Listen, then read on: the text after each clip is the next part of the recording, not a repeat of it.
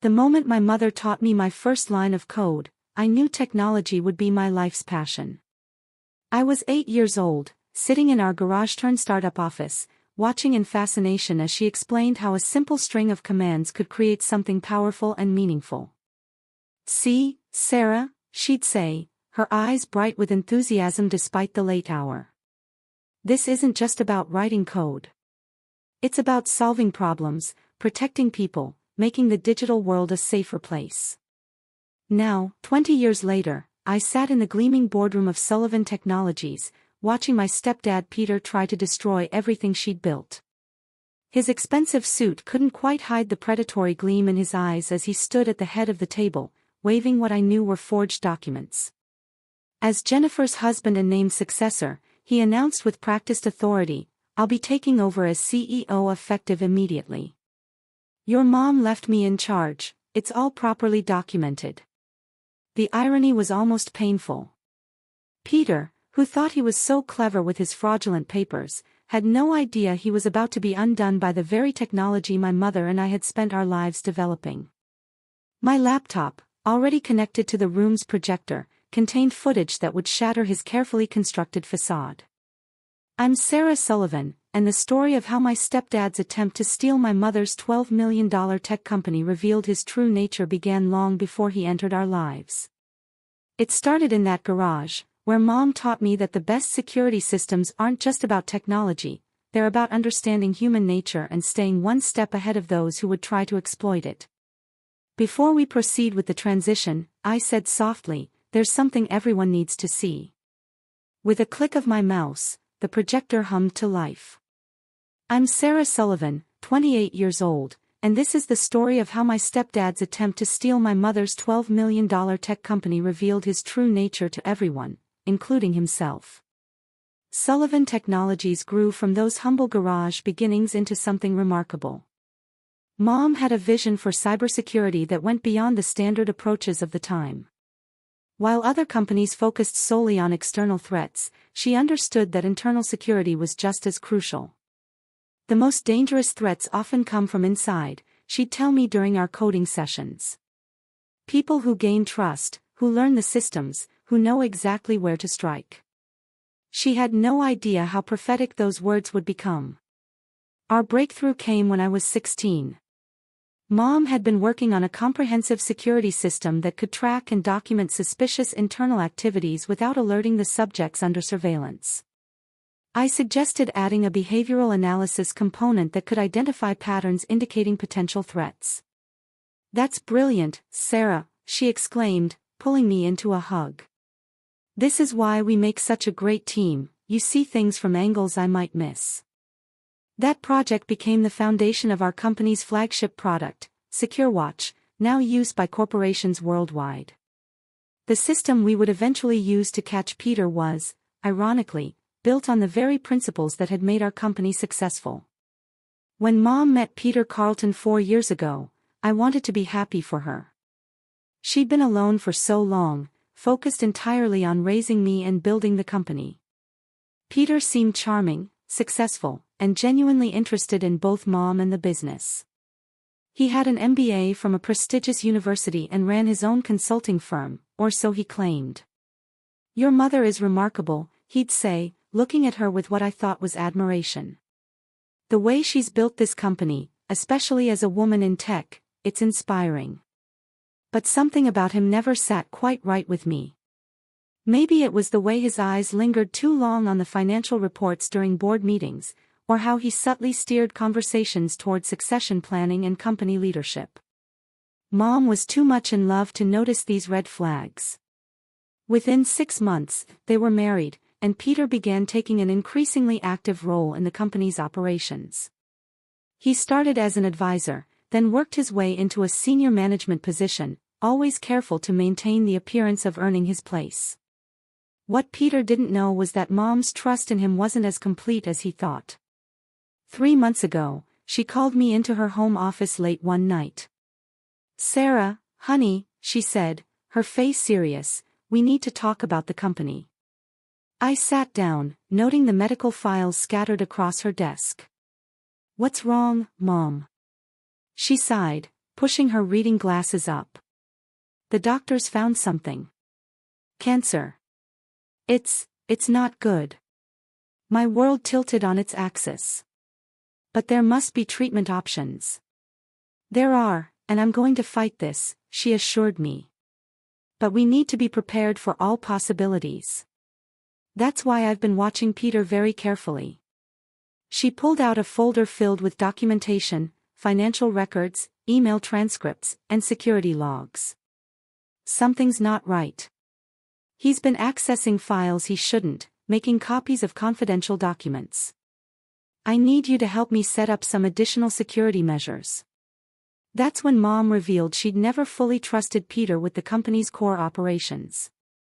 While he thought he had full access to everything, she'd maintained a separate, secure system for the most critical aspects of the business. As her health declined, she began documenting everything Peter did, using the company's own security systems to track his activities. If anything happens to me, she said, Peter will try to take control. We need to make sure there's evidence of what he's really been doing. Together, we installed additional security cameras in key areas of the office, upgraded the digital surveillance systems, and created secure backups of all important documents. Mom also made sure her will and succession plans were absolutely clear and legally ironclad, though we kept that fact from Peter. When Mom passed away 2 weeks ago, Peter played the role of grieving husband perfectly. He was supportive during the funeral, handled the arrangements with apparent grace, and seemed to be the model of propriety as the company dealt with the transition. But within days, his true colors started showing. He began holding private meetings with board members, suggesting that Mom had wanted him to take over leadership. He discovered documents supposedly giving him control of the company, and he started making subtle threats to employees who questioned his authority. What he didn't know was that every move he made was being recorded. Every forged document he created was tracked. Every threatening conversation he had was captured on our hidden security systems. The most damning evidence came just last week. Late at night, after everyone had left the office, our cameras caught Peter in Mom's private office, attempting to hack into her secure files. When that failed, he resorted to something far worse. He tried to physically break into her safe, damaging company property in the process. But the real shock came when he pulled out his phone and made a call. Yeah, it's me. Look, the old system isn't working. We need to move faster. Get the transfers ready. Once I have control, we'll strip the assets and sell off the technology. Sullivan Technologies will be worth more broken up anyway. That conversation, crystal clear on our security footage, revealed his true plan, not just to take control of the company, but to dismantle everything Mom had built. Which brings us back to today's board meeting, where Peter stood confidently presenting his fraudulent succession documents, completely unaware that I was about to expose everything. The security footage began playing on the projector screen. The board members watched in stunned silence as Peter's late-night activities played out before them, the attempted break-in, the damaging of company property, and most importantly, his phone call revealing his plans to dismantle the company. Peter's face went from confident to ashen as he watched himself on screen. This is taken out of context," he sputtered. "Is it?" I asked calmly, switching to another video. "Is this out of context too?" The screen showed him creating false documents, complete with timestamps and clear audio of him discussing his plans with unknown associates. One of the board members, our longtime CFO Barbara Chen, stood up.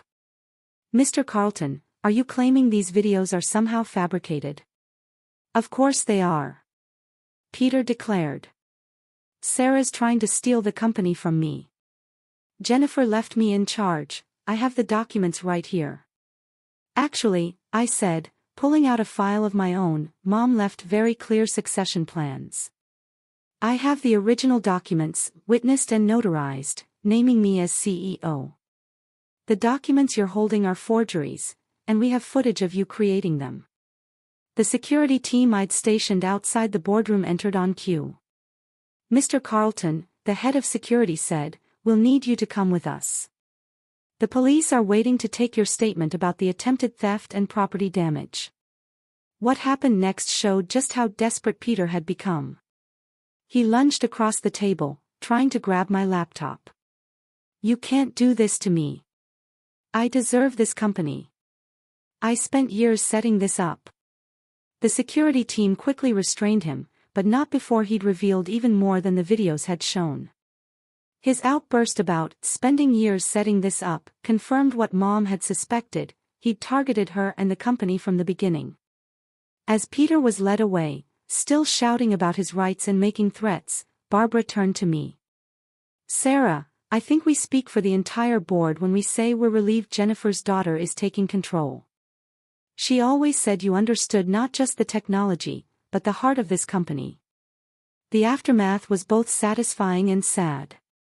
The police investigation revealed that Peter's entire background was largely fabricated. His consulting firm was a shell company, and his impressive MBA was from a diploma mill. He had a history of targeting successful businesses through their owners, though he'd never managed to pull off a takeover of this scale before. What hurt most was finding evidence that he'd started planning this even before he married Mom. Among his personal files, we found detailed research about her, the company, and even me, all dated before their first chance meeting. But Mom, brilliant to the end, had seen through him. Her final gift to me wasn't just the company, it was the wisdom to protect it.